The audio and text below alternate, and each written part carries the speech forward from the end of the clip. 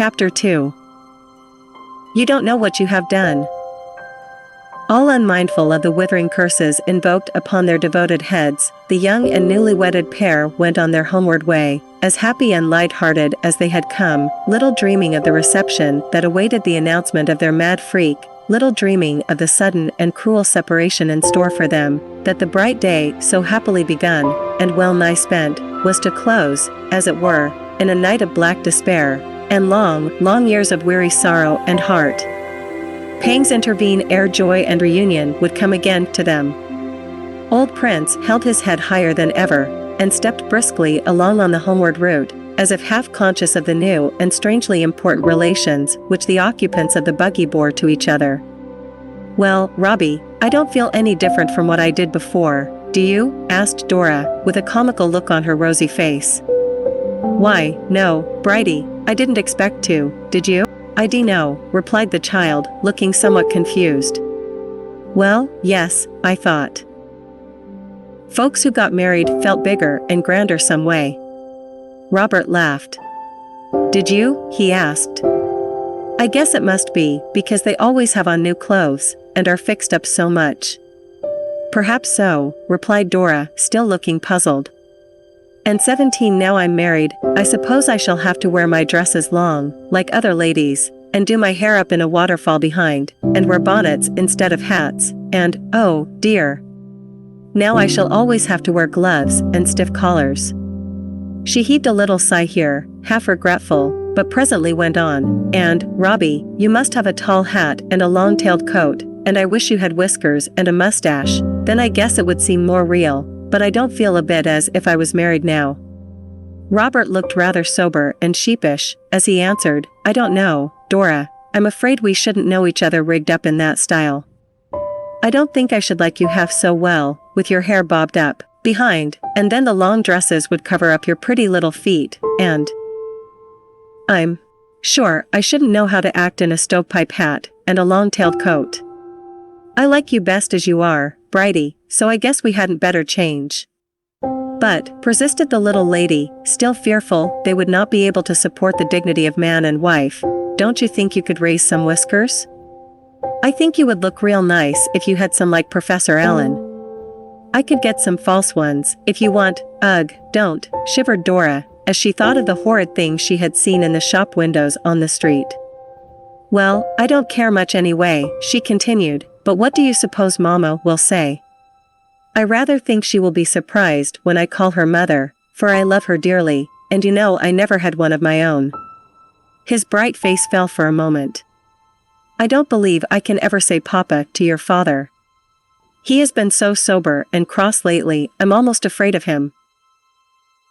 I guess he'll get over that when he finds out what a pretty little daughter he's got," replied Robert, with a fond look into the lovely face of his little bride.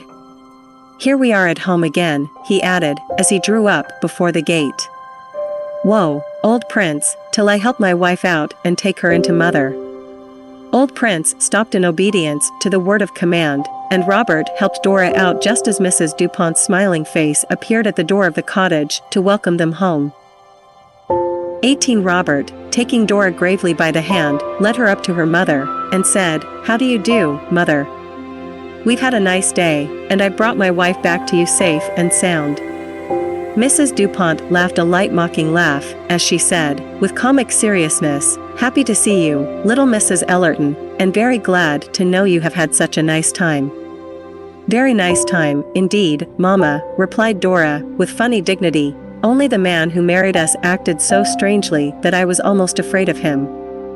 However, he got over it, and it's all right now." "Really, my dear madam," replied her mother, still willing to humor what she thought was one of their old jokes, "who was the clergyman that married you?"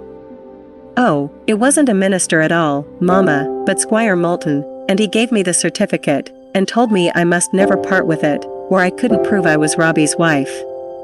"Nonsense, Dora, what do you know about a marriage certificate?" "Well, but, Mama, he did, and I have it here in my pocket, haven't I, Robbie?"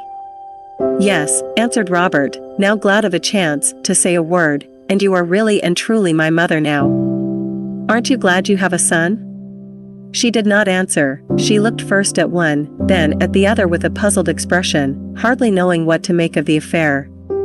Both their faces were so earnest, and they talked in such a matter-of-fact way, that she could not comprehend it.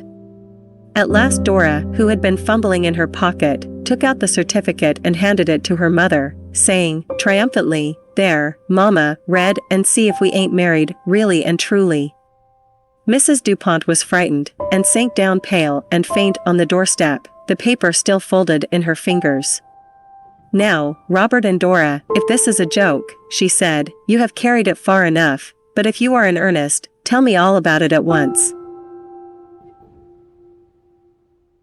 Robert then related all that had transpired from the time they left home until their return. He told her how the 19th squire had questioned him about his father and mother, how angry and excited he seemed to get, and about his wanting to know if Dora's papa was rich, etc.